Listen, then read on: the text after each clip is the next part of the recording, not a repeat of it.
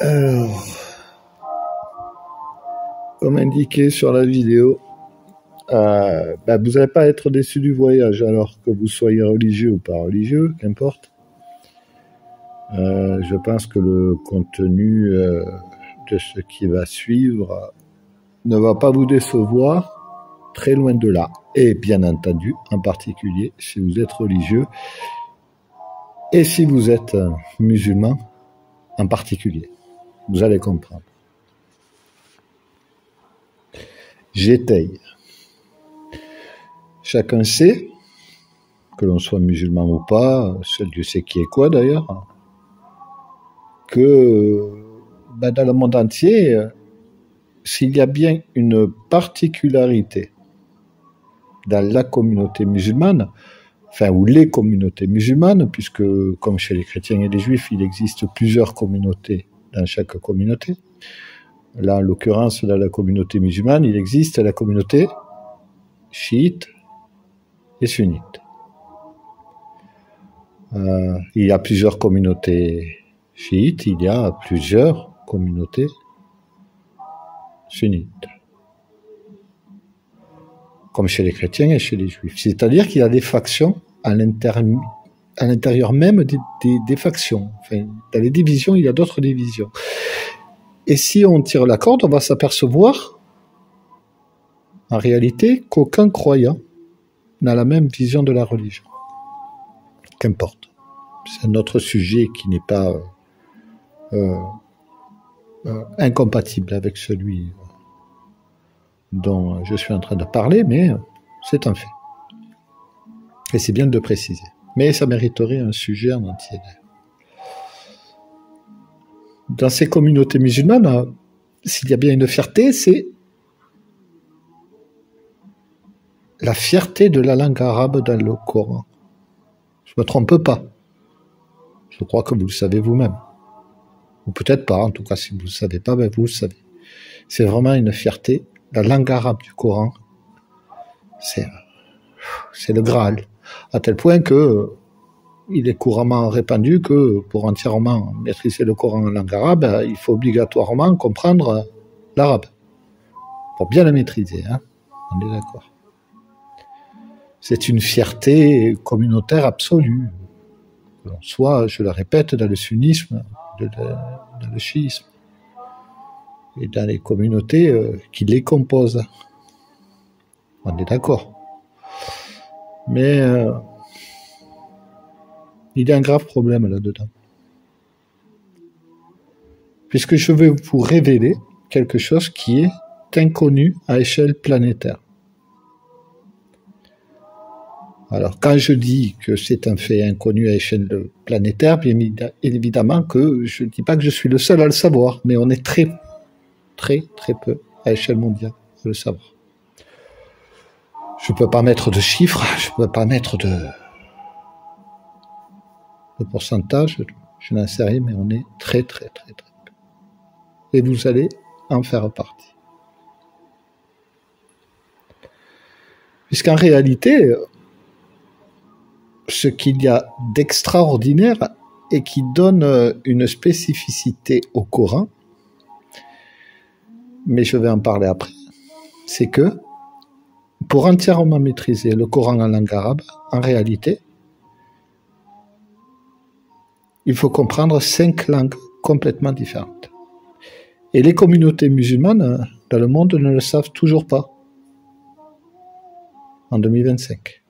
C'est-à-dire que pour entièrement maîtriser le Coran en langue arabe, il faut comprendre bien évidemment le littéraire, mais aussi le grec, l'indien, l'hébreu et le perse. C'est-à-dire qu'il faut être multilinguiste. Et ce ne sont pas des mots qui sont rentrés dans l'arabe et qu'un arabe comprendrait. Non, ce sont des mots qu'un arabe ne peut pas comprendre. Déjà, il faut savoir que le mot arabe, il a subi une transformation, ce qu'on peut apparenter à la novlangue.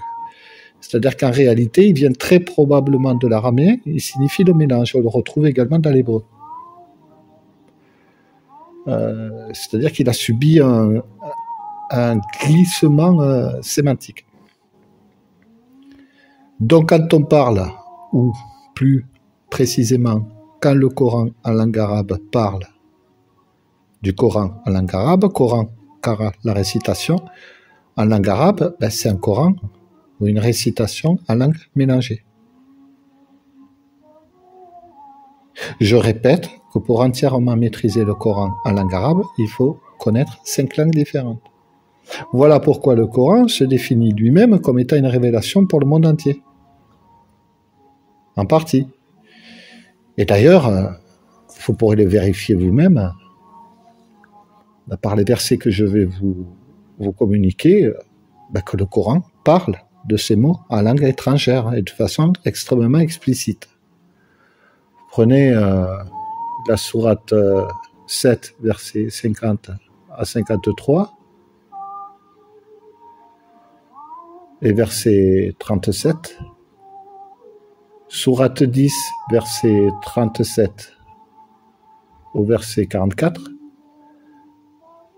et le verset 93 au verset 97, sourate 16, verset 102 au verset 104, sourate 20, verset 6 au verset 7, sourate 30, verset 22, sourate 31, verset 21 au verset 29,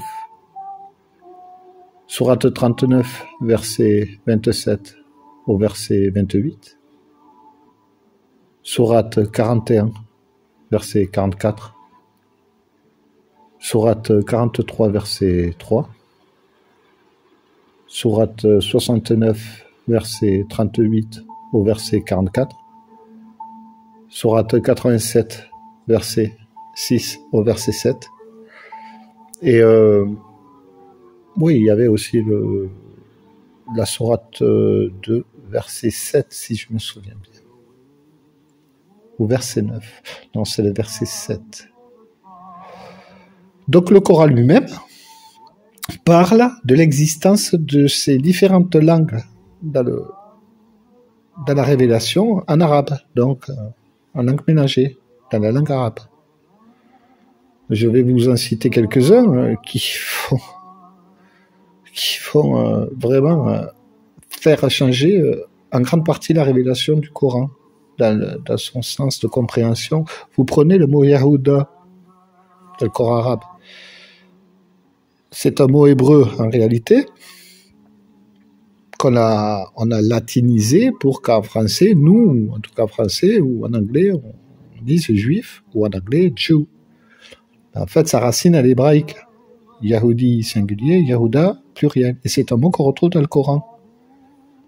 Sauf que en arabe ne va pas le comprendre.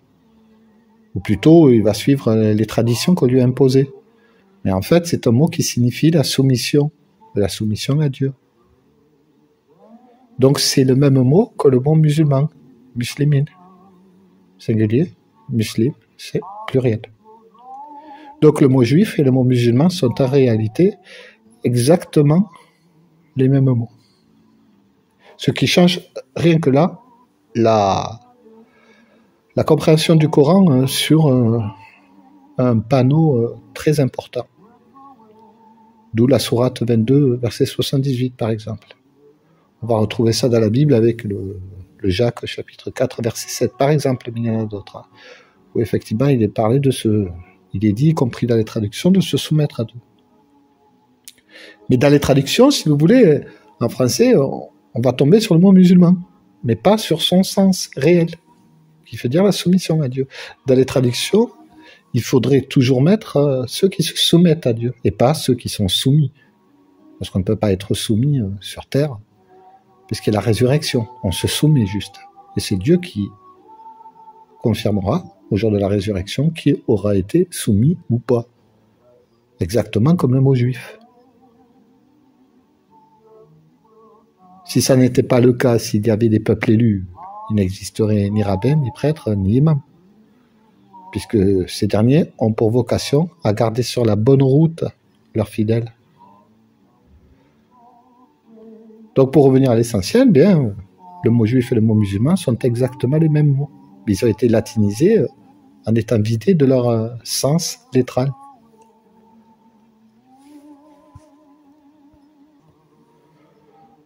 On va prendre tous les prénoms du Coran langue arabe, y compris Ismaël, qui serait le père des Arabes. Ismaël, c'est de l'hébreu, hein. Désolé, il ne parlait pas l'arabe, il parlait l'hébreu. Ça signifie Dieu écoute, Dieu entend. Et un arabe littéraire ne va pas le comprendre, évidemment, puisqu'il faut avoir des notions d'hébreu. Mariam, c'est celle qui enfante, c'est de l'hébreu. Issa, alors, sur Internet, vous le savez sans doute, mais il y a des gens qui se frictionnent ici, oui, mais le Jésus de l'Évangile, c'est pas le même que le Issa du Coran, puisque les noms ne sont pas les mêmes. Évidemment que ce sont les mêmes. Puisque Jésus, c'est la latinisation de l'hébreu Yeshua, qu'on prononce en hébreu, Hesha. Hesha, ça signifie Dieu sauve. Ben, c'est donc le Issa du Coran. Hesha. C'est de l'hébreu. David, le bien-aimé. Également en français, hein, si on va par là, on va prendre les prénoms du calendrier grec, ils sont soit grecs, les prénoms du calendrier français, ils sont soit grecs, soit français. Matthieu, Mathiaou, Jean, Yohanan, qui signifie le don de Dieu et Dieu fait grâce. Enfin, on ne les comprend pas en français non plus. Hein. Donc pour revenir au Coran en langue arabe, il y a également les lettres liminaires que tous les savants qui sont idolâtrés dans les communautés musulmanes, on fait passer pour des lettres incompréhensibles dont seul Dieu, Allah, en connaîtrait la signification, ou les significations. Comme si Dieu avait fait une révélation pour pas qu'on comprenne l'intégralité de ces versets. Et bien sûr que si. Ces savants préfèrent et ont préféré cacher leur signification pour éviter que les musulmans soient en lien directement avec le rapport entre le Coran et la langue hébraïque, donc avec les juifs, donc les musulmans, qui sont donc les mêmes mots. On va prendre... en fait, ce sont des lettres qu'on retrouve dans l'alphabet arabe, mais également dans l'alphabet hébreu. Sauf que la différence, c'est que dans l'alphabet hébreu, elles ont un sens, mais pas dans l'alphabet arabe. Elles forment des mots, puis des phrases. C'est un peu comme en français, si je vous disais la lettre L, H et M. Vous avez pensé aux lettres? En fait, non. Moi, je vous dis L, des ailes pour voler, H, une H pour couper, et M, comme aimer quelqu'un. Mais ça fonctionne pareil pour la langue hébraïque. On va prendre Alif Lam Mim, Aleph Lam Mem. C'est l'enseignement purifié de la source de sagesse divine. Ce sont des mots hébraïques qui font des phrases. Donc, on peut également le traduire par l'enseignement purifié de la révélation. Voilà. On va prendre la sourate Mariam, Kaf Ha Ya Ain Sad. Ain, un arabe littéraire va le comprendre. C'est ce qui a donné d'ailleurs le mot œil en français. C'est la forme latinisée, là aussi, du mot hébreu Ain. Sauf que les autres lettres, en arabe littéraire, on ne va pas les comprendre. Mais quelqu'un qui s'intéresse à l'hébreu comme moi, même si je ne suis pas juif communautairement, je ne suis pas non plus musulman communautairement, je suis abramiste. Moi, je place Dieu au-dessus des communautés. Dieu est plus grand que les communautés religieuses. Et d'ailleurs, toutes les révélations en parlent. Kaf Aya Hain Sad, ça signifie la prosternation secrète du soumis à Dieu, donc du juif ou du musulman, du soumis à Dieu, sous l'œil divin. Et quand on prend les premiers versets qui viennent après ces lettres liminaires, on va s'apercevoir que ça parle de Zacharie qui faisait une prière secrète. Donc il n'y a absolument plus aucun doute par rapport à la signification de ces lettres qui sont cachées à échelle mondiale. C'est-à-dire que ce que je vous dis, vous le vérifierez. Sur Internet, il faut faire... moi, je fais des recherches surtout dans des ouvrages, dans des livres, dans pour avoir des critères linguistiques, pour avoir des références, tout ça, mais très peu sur Internet, même si ça peut arriver, surtout pour avoir une confirmation. Mais peut-être que sur Internet, si vous cherchez, vous allez avoir cette preuve. Hein. Enfin, il faut un peu chercher, je pense, quand même. Parce que moi, j'avais regardé superficiellement et ça se trouve pas au premier coup. Hein. Voilà pourquoi aussi peu de musulmans sont au courant dans le monde. Et vous, à partir de cette seconde, vous serez au courant.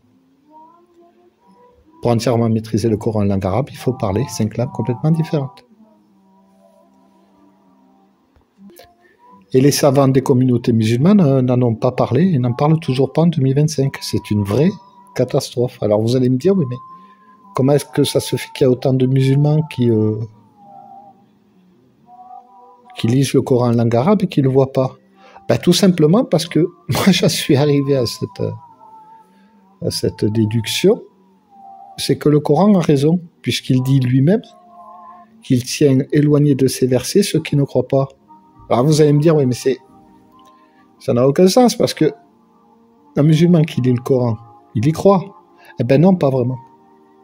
Parce qu'il le lit par principe, parce qu'il faut le lire. Mais il va préférer les traditions, il va préférer les hadiths du prophète.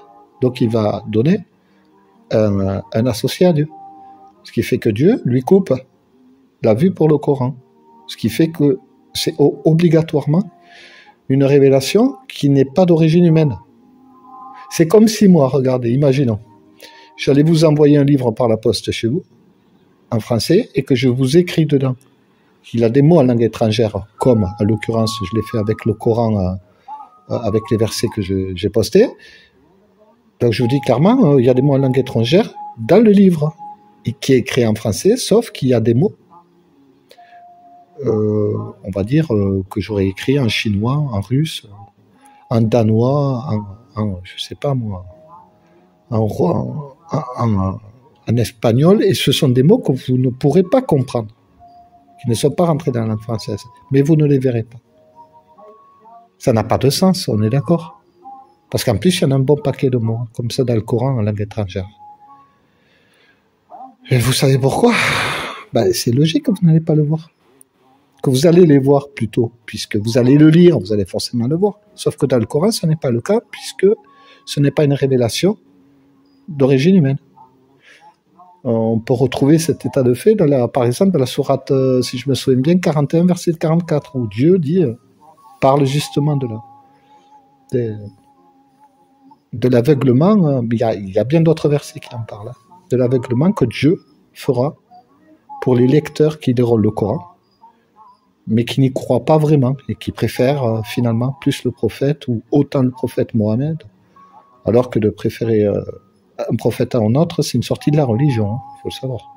Sourate 4, verset 150 à 152, je ne sais pas, Sourate 2, verset 136, Sourate 3, verset 144, voilà, il y en a d'autres.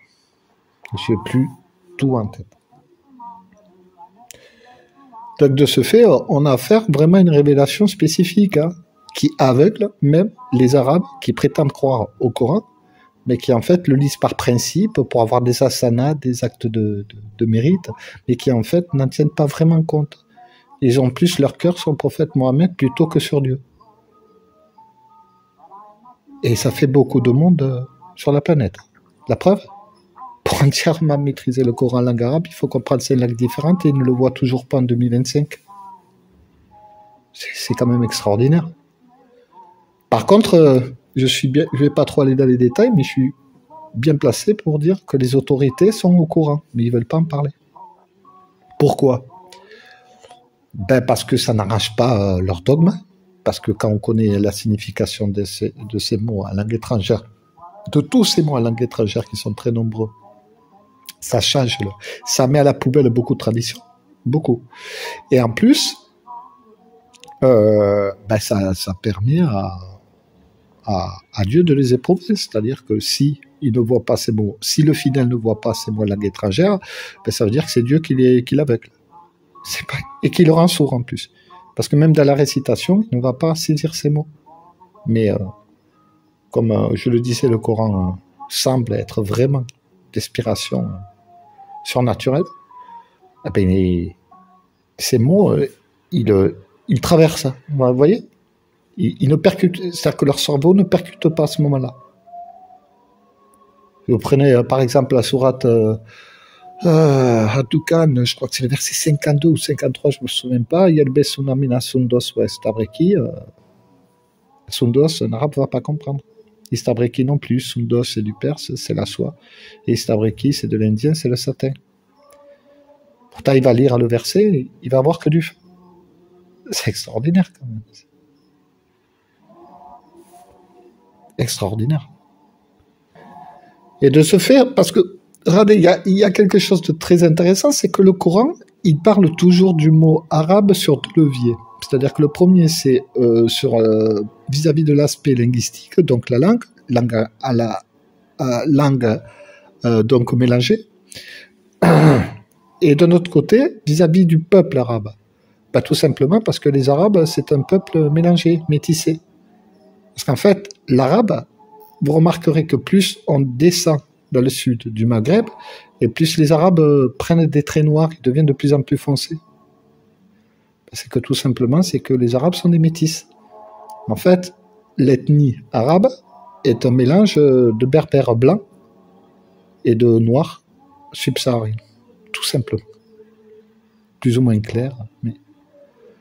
Parce qu'à l'Afrique, à l'époque, il existait beaucoup de berbères blancs, mais blancs, hein, avec les yeux clairs et tout. Et des subsahariens, ce qui fait qu'il y a eu beaucoup de métissage et ça a donné les Arabes, tout simplement. Donc, peuple arabe, peuple métissé, et Coran en langue arabe, Coran Kara, la récitation en langue mélangée. Donc, je répète encore une fois que pour entièrement les maîtriser, il faut obligatoirement comprendre le littéraire, mais aussi le grec, l'indien, l'hébreu et le perse. Vous prenez le mot Injil dans le Coran arabe. Bah, il ressemble beaucoup latinisé évangile, on est d'accord. Parce qu'en fait, les racines sont les mêmes, c'est du grec.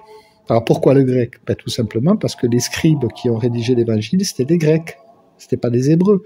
Ben, tout simplement parce que les Hébreux ne reconnaissaient pas Jésus, Issa, en tant que prophète, donc ils n'allaient pas copier les textes. C'est logique.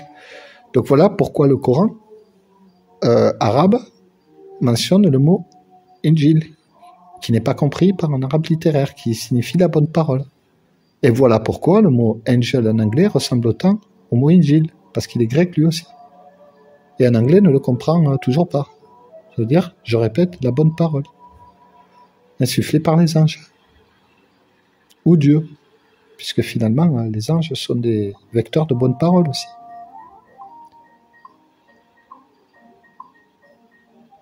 Mais la principale, c'est celle de Dieu, bien évidemment. La bonne parole, c'est celle de Dieu. Mais relayée par les anges. Ou sans les anges, d'ailleurs. Enfin bref, il y a beaucoup à dire, mais je pense que cette vidéo ne vous aura pas déçu. Et surtout vérifiez. Comme je l'ai dit tout à l'heure, je pense que sur Internet, ça doit y être, mais il faut vraiment fouiller au niveau des langues. Après, pour les langues différentes, je sais que c'est sur Internet aussi, mais là aussi, il faut chercher... voilà. Moi, j'ai un peu regardé, je vous dis, j'ai regardé un peu en surface, j'ai trouvé quelques trucs, mais je pense que vous, en cherchant un peu plus, vous aurez plus d'éléments voilà, sur Internet au point de vue de la vérification, je dis bien. Mais en tout cas, c'est un fait sûr et certain. Moi, j'ai 2 imams qui me l'ont confirmé. Les 2 imams à qui j'en ai parlé en privé, ils me l'ont confirmé. Bah, bravo, félicitations. Les mecs, ils étaient épatés. Donc, le fils d'un imam qui est lui-même imam, qui est très très connu en France. Mais je ne vais pas citer le nom parce que je ne suis pas sur Internet pour balancer des noms. Et j'ai son numéro privé, d'ailleurs. Voilà. Bon, ben je vous remercie. Et ne vous abonnez surtout pas. Voilà, non.